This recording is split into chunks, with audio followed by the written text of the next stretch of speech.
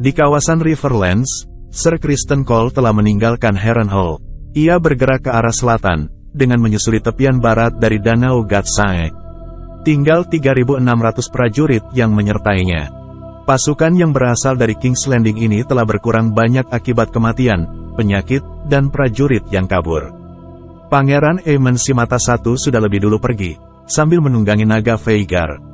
Ia sudah tidak lagi terlihat menetap di satu markas atau mendampingi suatu pasukan. Sang pangeran bermata satu bebas terbang kemanapun dia mau. Saat Sir Criston tengah memimpin pasukannya menuju ke arah selatan melalui kawasan Riverlands, sebuah asap mengepul baik di depan maupun di belakang pasukannya. Setiap desa yang ia jumpai telah dikosongkan dan dibumi hanguskan.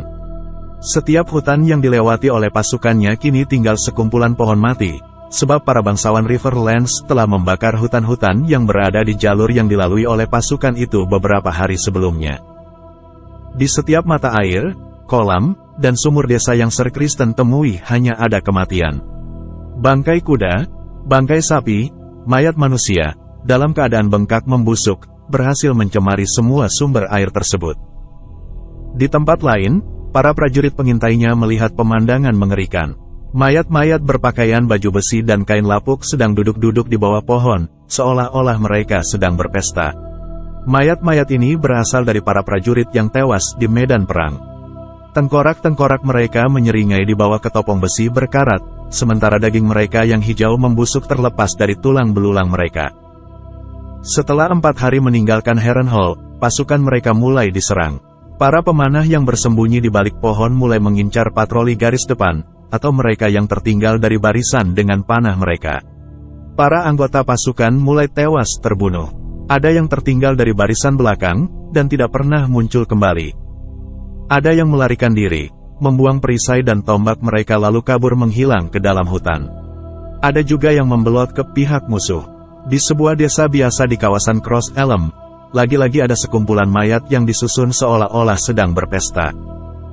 Karena sudah terbiasa, regu patroli garis depan dari pasukan Sir Criston Cole cuma meringis, dan terus berjalan tanpa mempedulikan mayat-mayat yang sudah membusuk itu.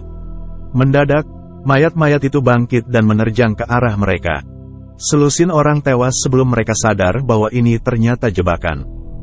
Itu semua ternyata baru pemanasan. Para bangsawan kawasan Riverlands selama ini tengah menghimpun seluruh pasukan mereka.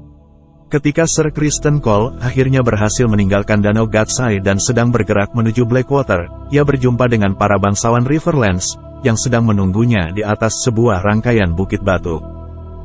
300 ksatria berkuda dengan pakaian besi lengkap, 300 orang pemanah dengan busur panjang, 3.000 pemanah biasa, 3.000 prajurit Riverlands berpakaian compang camping bersenjatakan tombak, dan ratusan pasukan utara bersenjatakan kapak, palu, gada berduri, dan pedang besi kuno.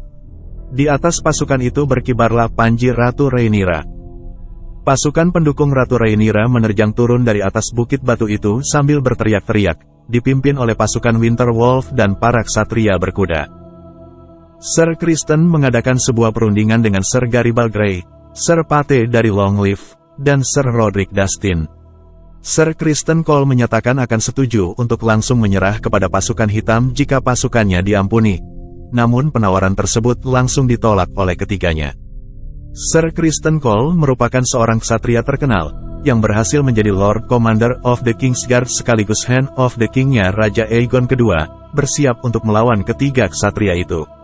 Namun, sebelum ia bisa melakukan hunusan pedang, sang Kingmaker malah tiba-tiba langsung terkapar ke tanah dikarenakan sebuah anak panah yang ditembakkan oleh Red Rope Rivers dan 2 pemanah lainnya.